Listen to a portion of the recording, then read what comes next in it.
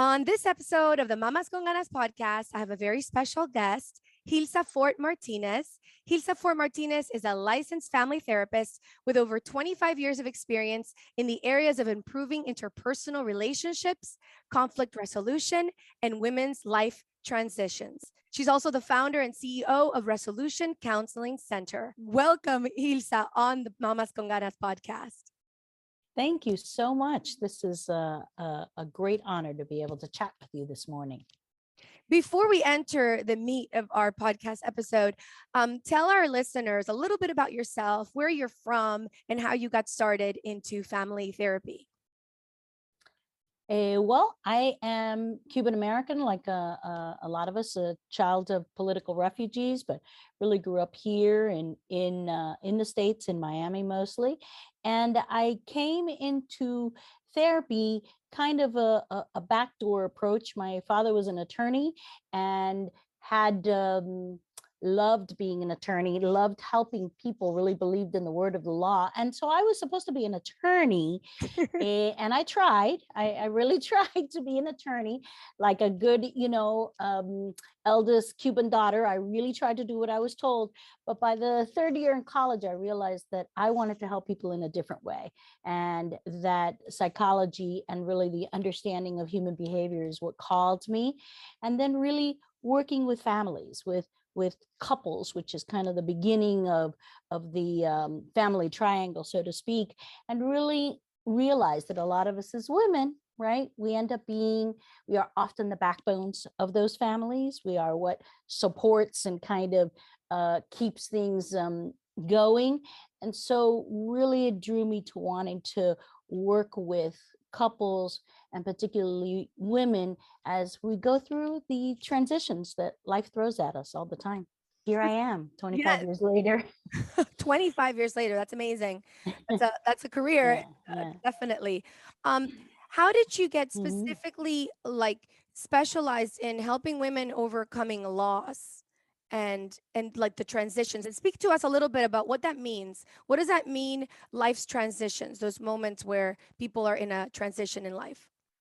No, we have transitions from the beginning of, there's a beginning, a middle, and then end to the life cycle. And going from one stage to the other, from childhood to adolescence, and then into adulthood, I became really interested, particularly in the 20s and 30s for families in general. But again, I have looked towards women in the sense of the various things that we were culturally expected to do, as well as that we have done and kind of trying to, in Miami, trying to deal with the both sides of the cultures, right? Many of us as Latinas trying to also work with maintaining our heritage, as well as living within American society. So the transitions are as we're moving from one part of our life to the other, whether it's going into college, or whether it's dating, or whether it's marriage, and certainly the transition into having children, or the decision not to have children. All of those are the different, what I call transitions, the shifts that we have to go to. And do we go through them kind of, gracefully, peacefully, or, do we go in there kind of scratching and fearful or hesitant? So I've really wanted to work with women, particularly in the idea of, well, what happens when, life throws a curveball at you?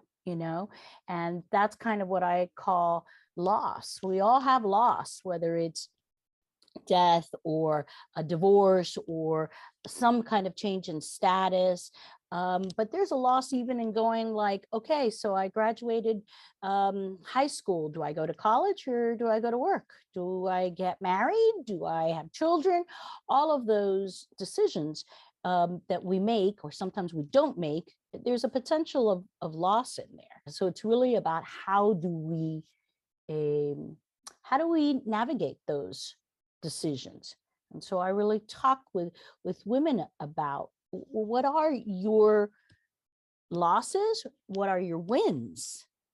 to kind of balance some of those, and to try to be able to help that forward, that embracing. I talk with my clients a lot about really embracing the uncertainty, right? Because each change is going to have a win and a loss.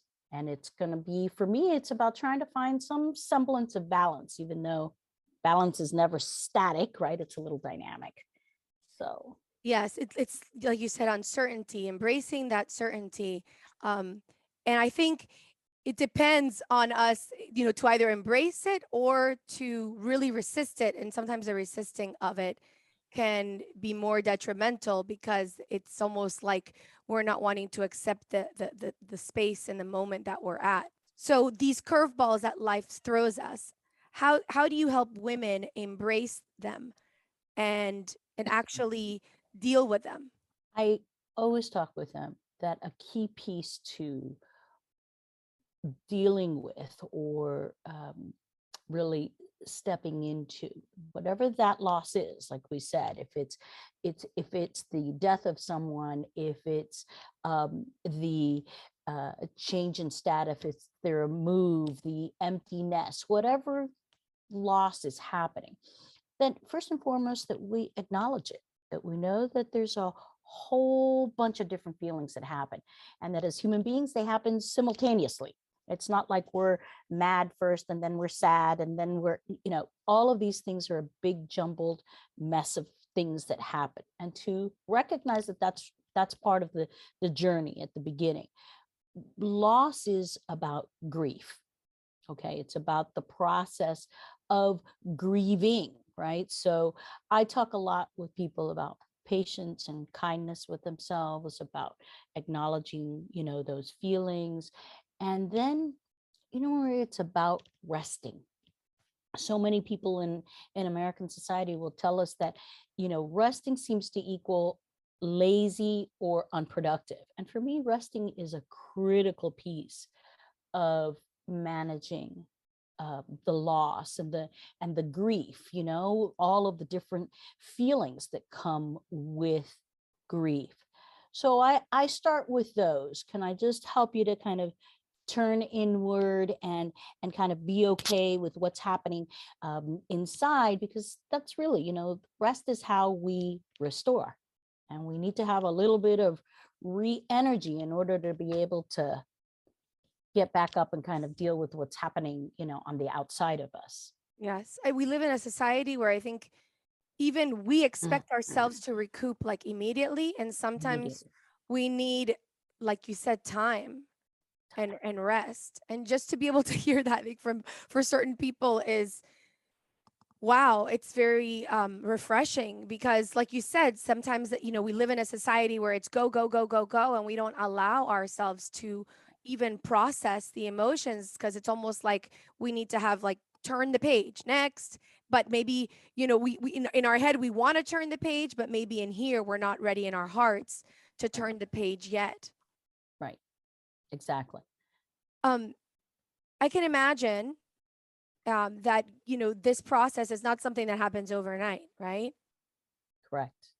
How, Correct. What is the, what do you tell your, when the women that come in to seek your help, in terms of like the time allowed for them to heal and process, and what that looks like, because maybe sometimes they could have an unrealistic expectation of how fast they're supposed to heal.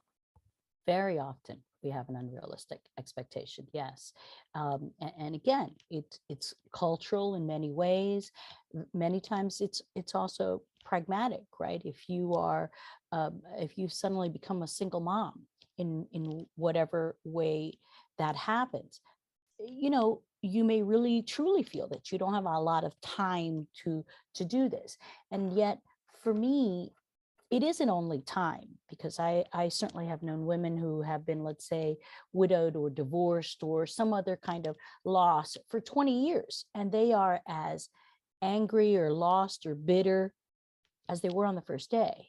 So it isn't just time, as we say, right, in Spanish. It isn't just tiempo al tiempo, right? It is also about allowing yourself to do the work that goes along with grieving. So you rest, and then I talk with them about reflection.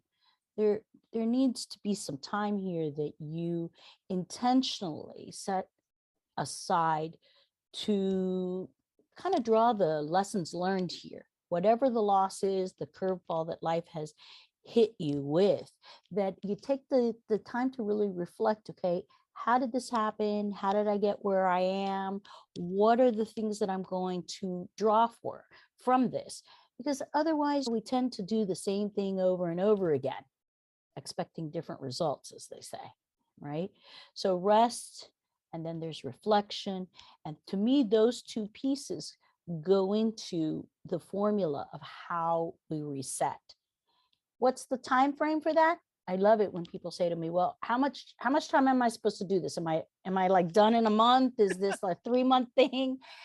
And the beauty of being a human being is that we get to be unique, and the beauty of being a human being in the US, right, is that we get to kind of go forward and take 3 steps back and change our minds. Like, we do have the time. It's about creating how you want to use that time to heal. Yeah, I love that you said reflect, because you're right. There's some people 20 years after the experience of what they've Yeah. gone through that are still feeling as resentful and as bitter and as angry, or um as sad as if it had Mhm. just happened the day before. And having gone through a very painful divorce myself, about 13 years ago, I think literally what saved me was the work that you said, the reflection, the journaling, Mhm. and the desire to get better. Like I wanted to, and I sought Mhm. help. Thank God, because I feel like people like you are so important, because they help us be able to navigate these life's challenges that can sometimes feel completely, um, how do I say, devastating. You know, Devastated. devastating. Yes. I mean, and depending on what you've gone through in life, um, that's why I always say you can't really judge people's experience, because someone's Mhm. experience of a divorce might be just as, let's say, difficult or devastating for them as the loss of another person's job. I mean, you can't really Exactly. like compare people's lives, because we all have different experiences, and we all Mhm. have our hardships and our Mhm. moments that we think we're not going to be able to get through. Exactly, exactly. And we have rituals for things like death. We have funerals or wakes or things like that. But for other kinds of losses, certainly like a divorce or a change in status, let's say retirement, or when children, go off, the empty nest, as they call it, there really isn't um, rituals or ways of transitioning or bridging those types of losses, right? Like you said, when you got divorced, I'm sure you heard from plenty of people, you're going to be fine. There's plenty of fish in the sea. It's not a big deal. Let's just move your day along. I'm sure, because we all hear that, right? Human beings are uncomfortable, don't really know how to handle that kind of loss, and so they will say certain things that make these implications. And so we're left with, okay, so what am I supposed to do with this loss, and what is the right way to do this? And in that whole confusion, already mixed in with the grieving that you're dealing with, like you said, it could be a very devastating, confusing a time for many of us. Yes, because like you said, the person going through it might be feeling like, even like they're going through their grief, like you said, and at the same time they're feeling like they're being judged because they haven't yet moved on from that loss. Correct. And since you brought up the topic of losing a loved one, because I think also, even in today's day and age, when somebody works for corporate, it's kind of like they lose someone, they go to the funeral, and then they're expected like a week later. And then it's almost like I've heard from people like, wow, I feel like I can't even process Mhm. the loss or talk about it, because it's Mhm. sort of deemed inappropriate Mhm. and they're still experiencing it. It's not just the funeral where they experience it, they're Right. experiencing it for a long time, particularly if it was somebody very, very close to them, or a Mhm. child, or Mhm. a parent, where they still feel that they can't get over it, but at the same time they feel like they have to stop talking about it Right. in Right. society. And what can we do as like a friend of somebody who's actually experiencing that, to help our friend um, navigate that kind of a loss, like the loss of a loved one? What are there things to say? Because I feel like with the loss of somebody, um, that the loss, when somebody experiences the loss of someone, it's sometimes hard on the other side to even know what to say to that person. Right. And I think that a lot of that comes from our own fear, not only of death itself, but of what I hear a lot is, well, like I don't want to upset her, like I don't want to bring it up and then upset her. And I have to tell you that if you asked me for just one thing that you could do to help somebody or to support somebody in a time of loss, I would say to you to ask ask them about their feelings. You be okay with hearing. I mean, only ask the questions that you really want the answers to, right? But I would say to you, if you wanted to know one thing, most people do want to be asked, how are you? How are you feeling? Truly though, right? Not the one that we usually do in society, right? Hey, how's it going? And we say, oh, fine, fine, we're good. That's at a very superficial level, right? I'm saying to you, ask how they're feeling, acknowledge the feelings, and then maybe just sit quietly with them. It isn't your job, my job, to solve this for them. People have to navigate this path of, like I said, all of the various different feelings that happen in grief. And we tend to go back between mad and sad and all of the ramifications. So ask, sit quietly with them, and then listen, right? Because there's a type of listening that has to do with understanding and intention, and there's hearing, right? We hear the words, but we kind of listen a little bit deeper, kind of with the heart, with the soul, with the experience. So that's what. Absolutely. I mean, I know that when I was going through my experience, like having somebody like you helping me navigate through it was Mhm, important, specifically because of what you said. mhm. Because sometimes I felt like I had talked about it so much with the people around me that they were sick of hearing about Exactly. it. And Yes. so I needed somebody that I could still be able to grieve with and cry in front of, where I felt like, okay, I'm allowed to do this in this environment, and it's a safe environment. Um, but then a question for you, like, how do you then, from that, from that standpoint of being like a listener, like a really good listener, and helping somebody kind of allow them to verbalize their emotions, how do you switch from there to then make that transition of, let's say, empowerment? Because sometimes people can get stuck, like we just said, 20 Mhm. years later, they're still talking about the same thing, and they're running in their mind with like el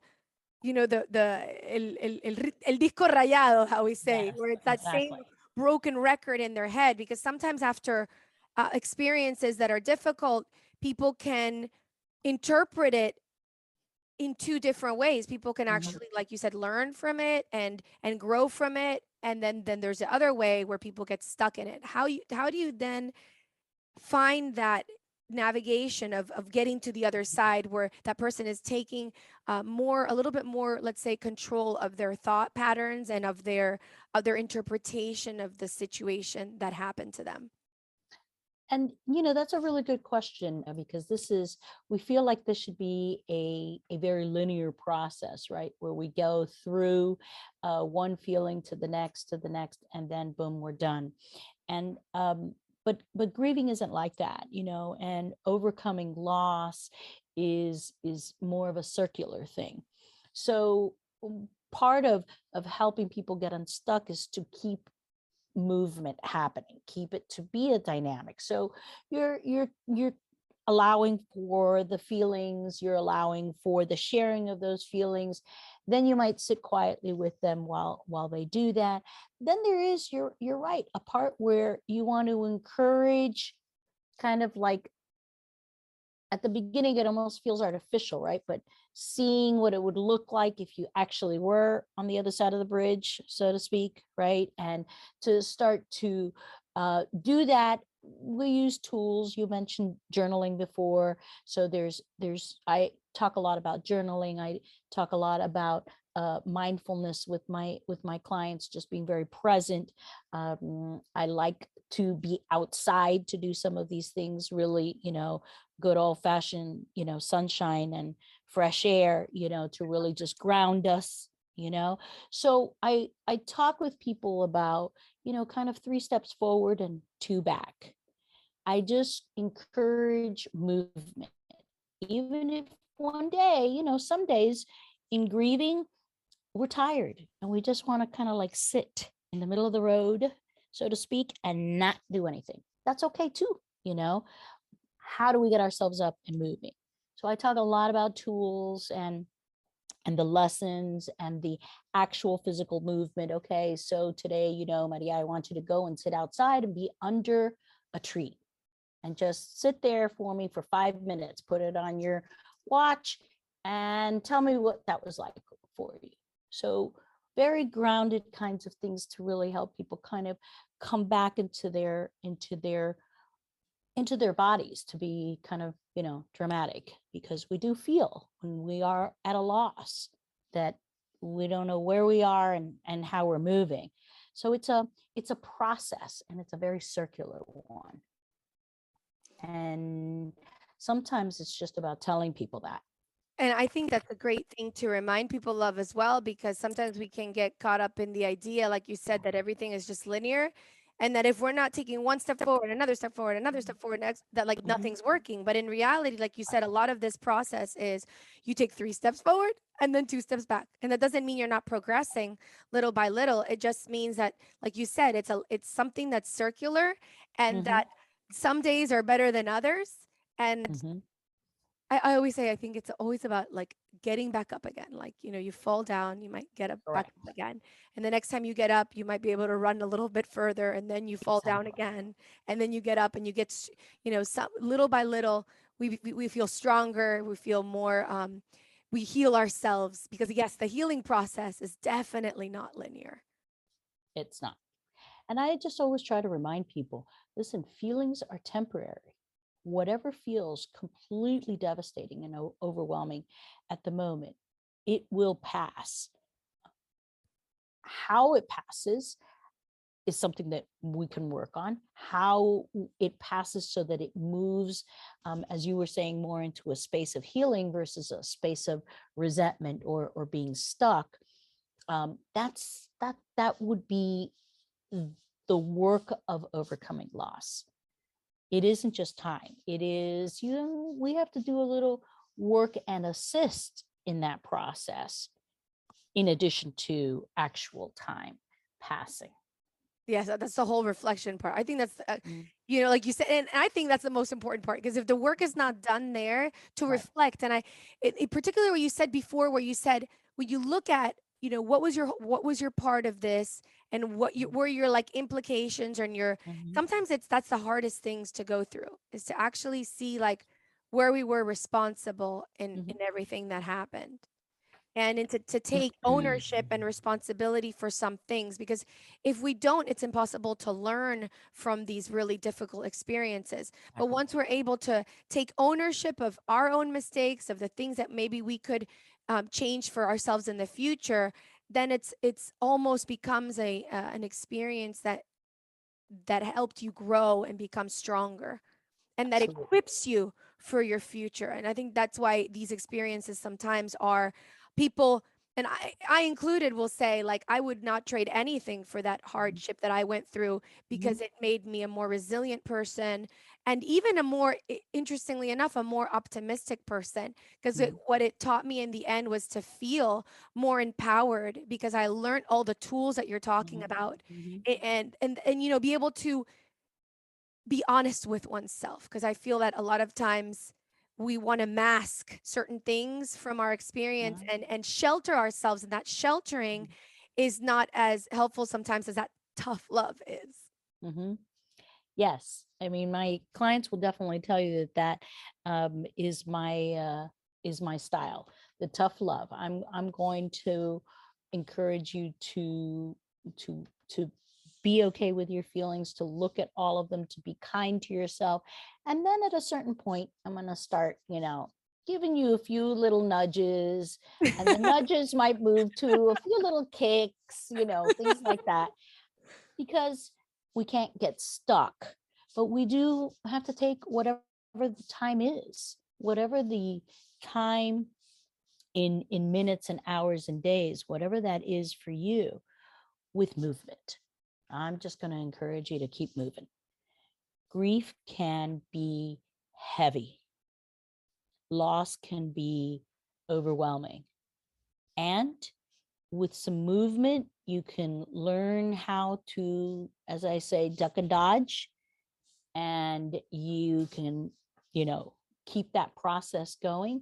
And I promise you, most of the time we know when we're done. Most of the time, if you think back to your own experience, right? You knew when you were kind of coming out of that.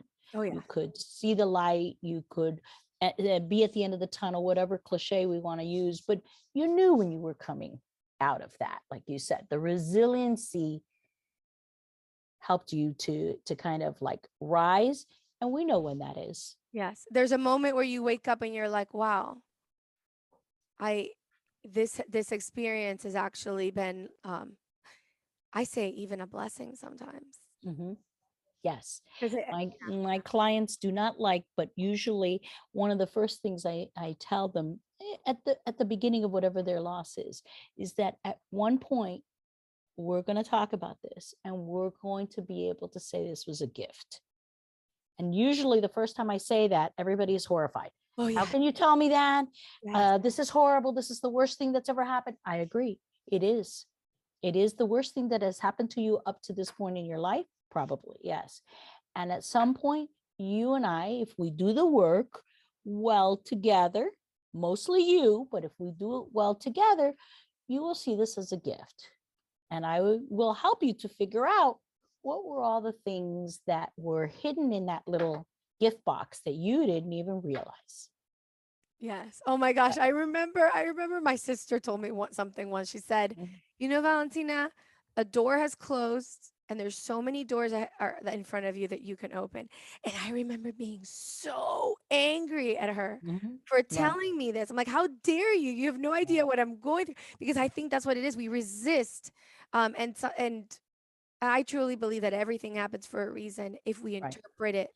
Of course, we're not ready to interpret it like that right away. Like you No. said, that's where all the work and all of your help comes in for people to be able to navigate through this. But I think once if it's done well and it's done with Mhm. care and with Mhm. ganas, or the Mhm. desire to Ghana. learn something from it, then yes, then anything could be a blessing.